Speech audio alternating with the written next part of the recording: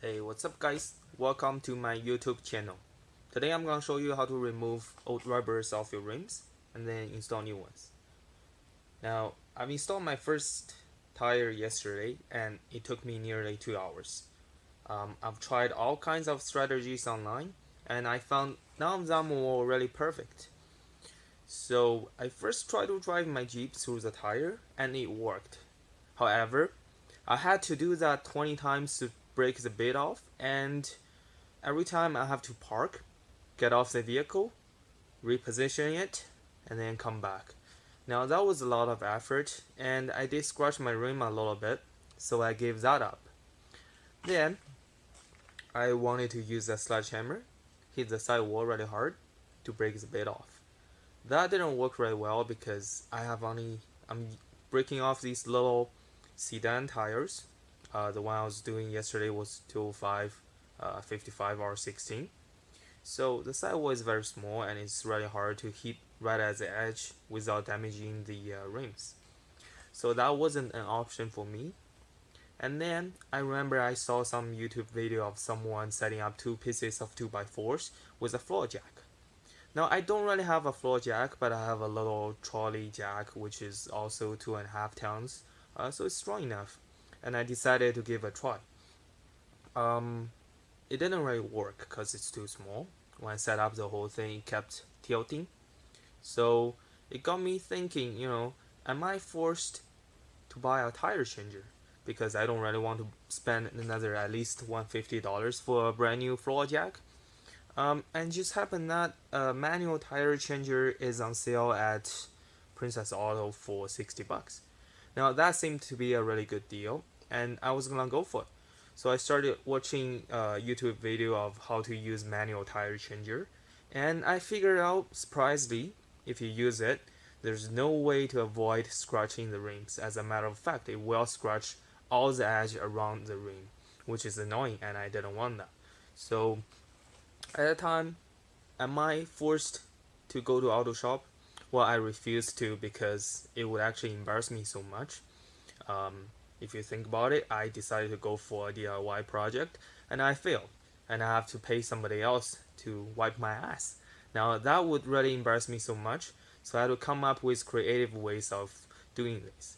Now my first thought was actually I'm gonna make a jig, like a little square, and then I'm gonna put the tires in the middle, somewhere here, and then I'll put a little bottle jack. It's the top is against the top of this little square, the edge is against the edge of the rim here, and then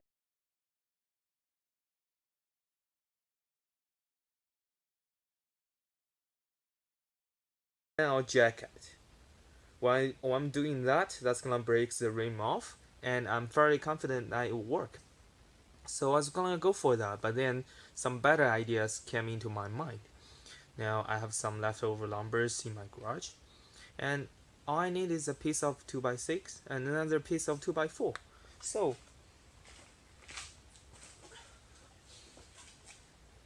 I've got these two lumbers, and what you want to do is you want to set this on the edge of a rim, and then you want to put this on top of these 2x4, but the other end is under an anchor point. So as you can see,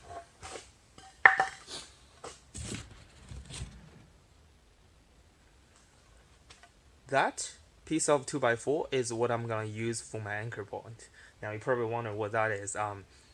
When I constructed this garage myself, Rona decided to send me one extra garage door panel, so I decided to keep it in that way as a spare. Anyways, I'm gonna use that piece of 2x4 as an anchor point, and then you'll see how easy it is to break the bit off. Now, to start from the beginning, first of all, you got to use this little tire core remove tool to get the air out of this old rubber. So that's what I'm gonna do right now.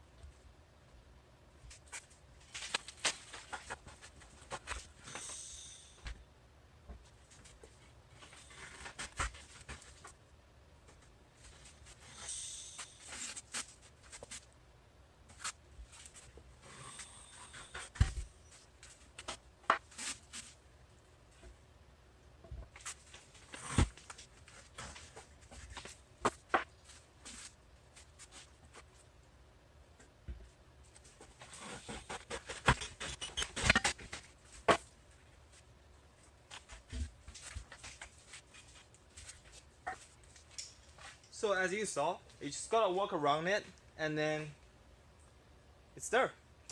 Now what I'm gonna do is I'm gonna flip over obviously and do the other side.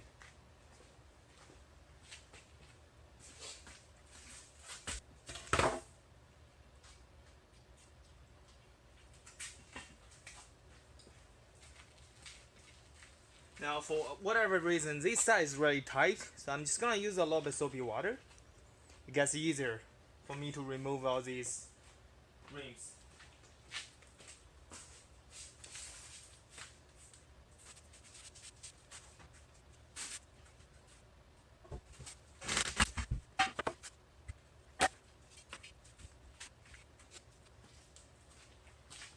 So that worked instantly. That's the first step of removing old rubbers. So the next step is to get this rubber off the ring. Here's the other ring that I removed.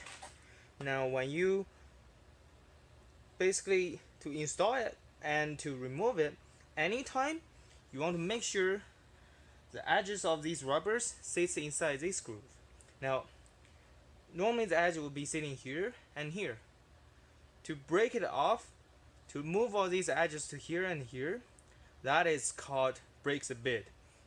Now if you ever have any edge sitting here, then on the other end you will not have enough stretch. That is why I actually rope tied it so that this side of edge would stay in this groove, and then I'll get enough stretch on the other end to remove the entire rubber from the ring.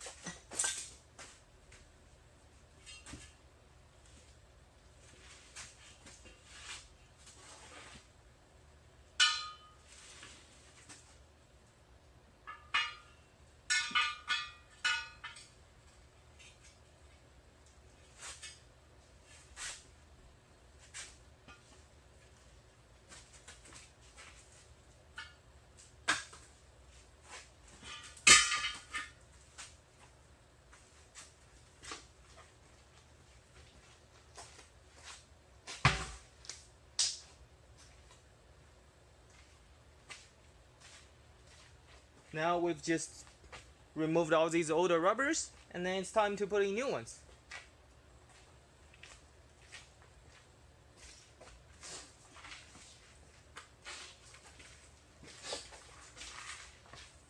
So to expand a little bit, I'm gonna point the camera at the tires. Now, if you look at the pattern here, we join in the middle and then go to one direction. That is a directional tire. Now, most winter tires are set in this way. I look at these ones for my Civic because it was rubbing down in the alley in winter. These are bigger tires than regular ones. They'll give me another 1-inch clearance, which is what I want. Here you can see it should normally tell you there's a direction somewhere, which is always a huge pain in the ass to find that little letter. I don't know why they couldn't make it bigger. Oh, here, yeah. So here it says rotation. Now this little arrow should always be pointing at the front of the vehicle. Now, with these tires, if you do tire rotation, the left front can only go to the left rear, vice versa. The left side tires cannot go to the right side tires, which means when you install these on the rim, you have to make sure the direction is right as well. Now, the first tire I've mounted yesterday is on the left side, and it's pointing at the front. So this one I'm gonna install it as the left side as well. So again, the little rotation arrow is here, and you can see it's actually in the same direction as where the middle line is pointing at. Makes everything easier. I'm gonna go ahead. Oh, before I go, I'd like to point out a couple other things too. So on your tire, as you can see, this one I have a little yellow dot and a little red dot. Now if you only have one yellow dot, then you should align it with the valve on the rim, because that just means that's the lightest point of the entire tire, and it should be aligned with the valve. Now when you have two dots, red, red, and yellow, and there's nothing on the rim, red takes higher priority than the yellow. It should actually be aligned with the valve. Red actually means that's the highest point of the tire, and aligning this with the valve can reduce certain vibration. Now sometimes on your rim, there's actually dots. Now this one I can quickly show you. Here, it has a little white marker. Now that actually means that's the lowest point of the entire rim. Now when you have the dot on the rim and yellow and red dots on your tire, now that red dot aligns with this. By doing this, it's just less vibration. You may have to put on more weights when you balance the tires, but on the long run, it's not gonna break that easy. So look at that, a brush. I finally give up and decide to get a brush because it's just a lot easier for me. I'm gonna go ahead and start mounting this rubber on that ring.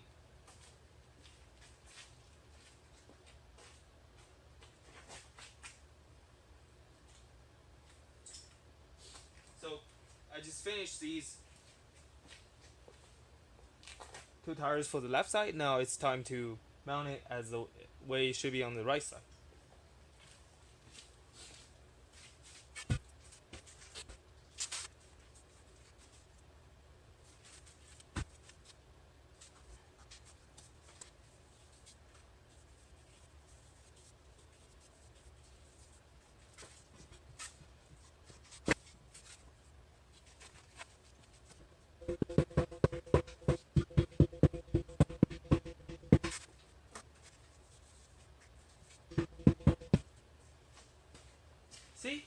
with the brush and soapy water, it makes things so much easier. Now comes the tricky part, the last step.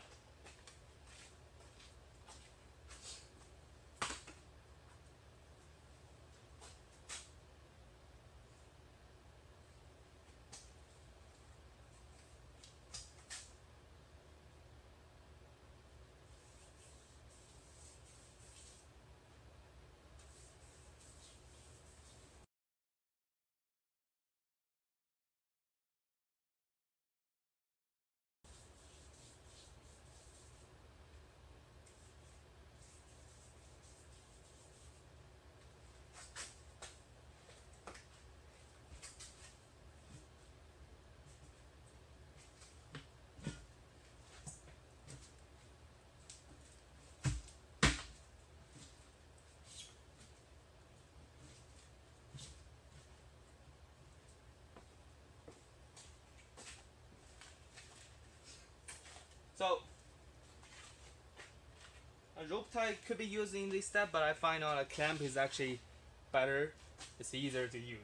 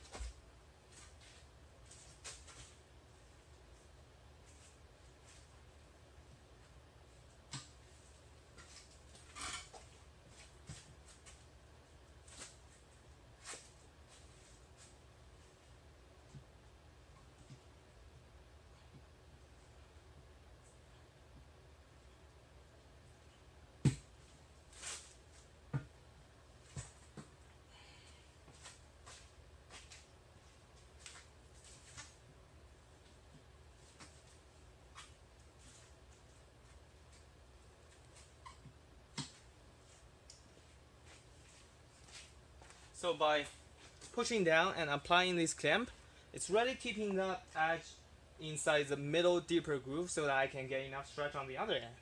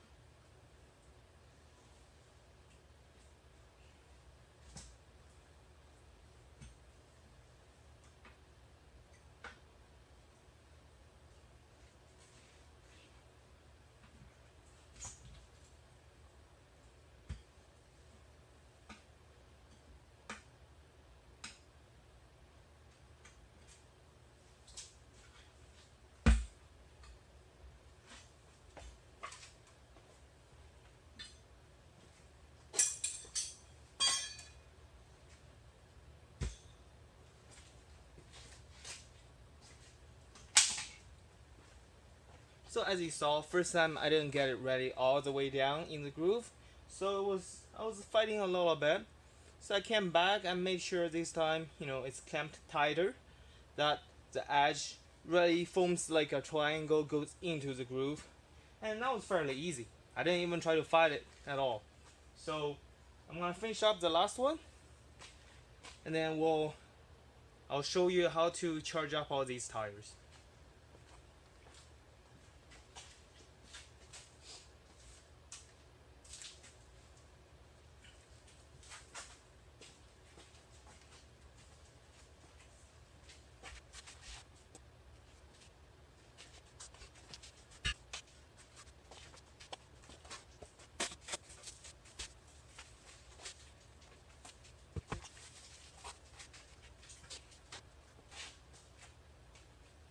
So don't forget the red dot aligns with the white dot on this ring. Sometimes it's not always a white dot, it could be a sticker, it could be a drill hole, it could be, well, not hole but little dot, like maybe a center punch. There could be anything, but if you really look, most of them should have one.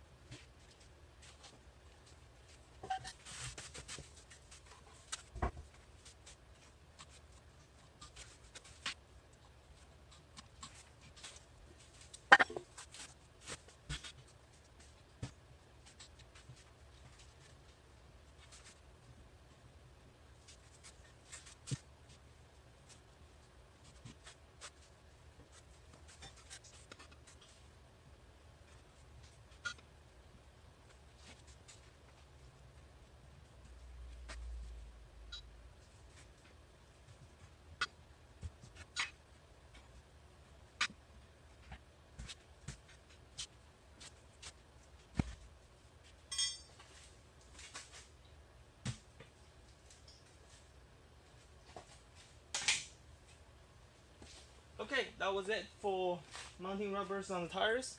And then next and the final step is we're gonna charge up all these tires. Now, was there any one of you hoping I would bump into my barbecue and then have, my head bleeding or whatever? You guys are evil.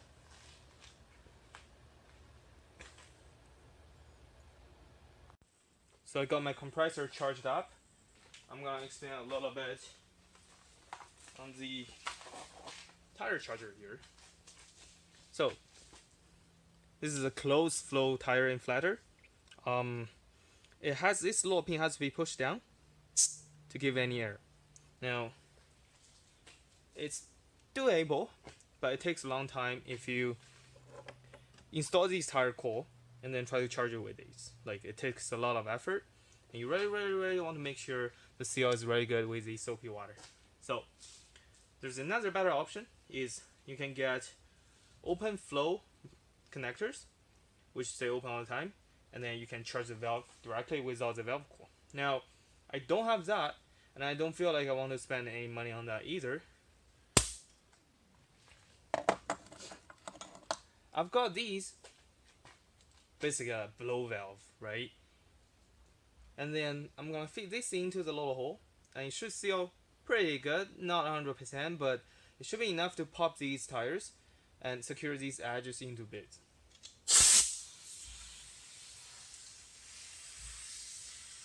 Oop.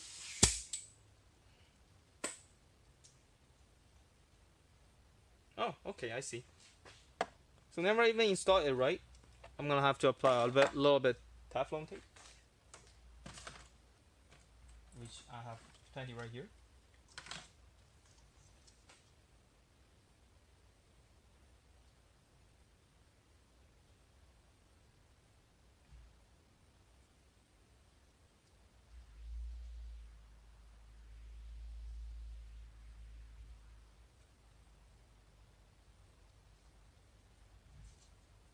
Clockwise, of course.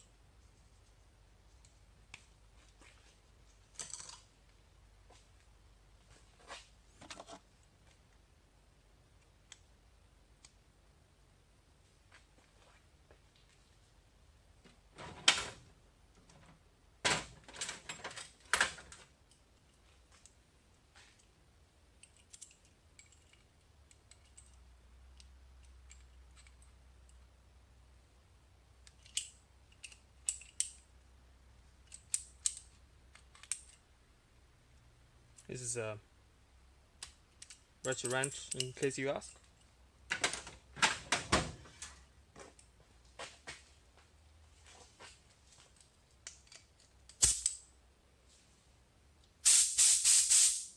So that's pretty good now, and you know, this a little bit scary, so you want to put on your at least safety glasses.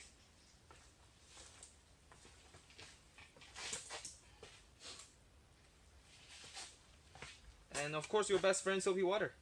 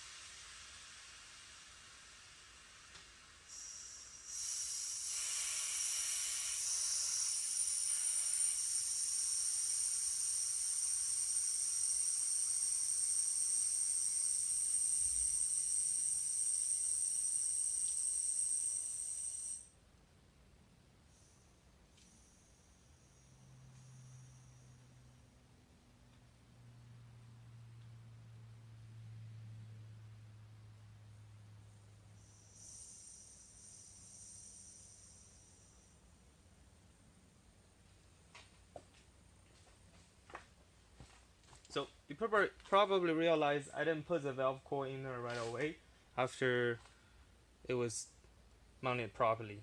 I just figured that extra airflow getting out of the tire could bring away some of these soapy water residuals so that it dries out faster and wouldn't affect my balancing later. So I'm gonna put in the valve coil and then properly charge it later.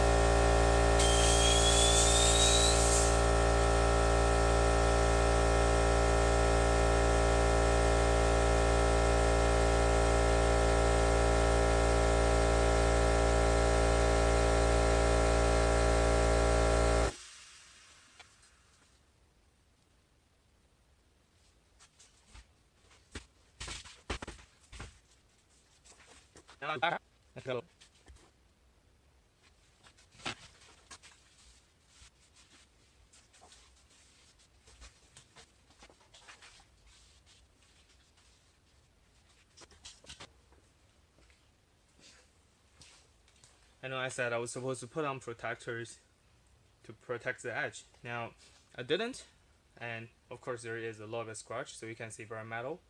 Um, there's one thing that becomes very handy for that, and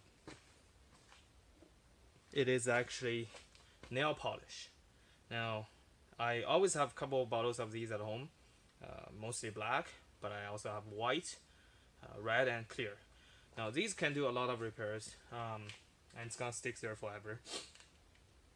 So I'm gonna apply these on the little scratched edges, and that's gonna prevent the rim from rusting in the future. Um, you can use that on a lot other different applications too. Uh, let's say a rock chip on your windshield arm, you can use that, or on your fence door hardware. There's painting peeling off. You can use that, or even the baby kit I have at home has a couple of scratches that use these. It all blending. It's very good, very handy to have at home.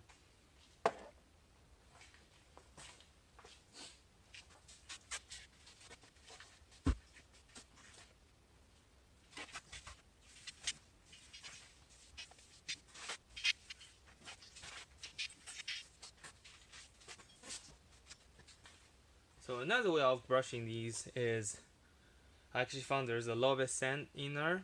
Um, if you get the brush in there with soapy water, it should wipe away that sand in case it gets jammed between these rim and rubber. So again, the scary part, it's gonna sound like bum again.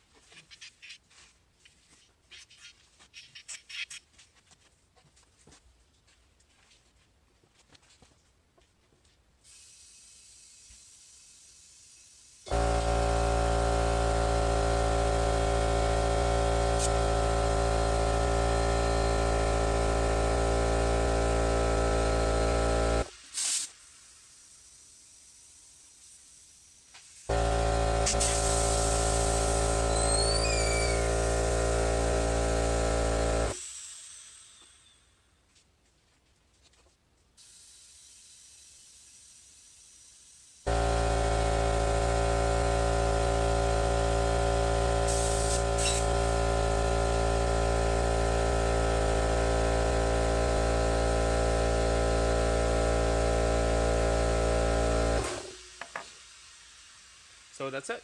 I know my 2 horsepower lower compressor is huge pain in the ass. It's loud and comes on all the time. Okay, so I'm just gonna wait for a couple of days.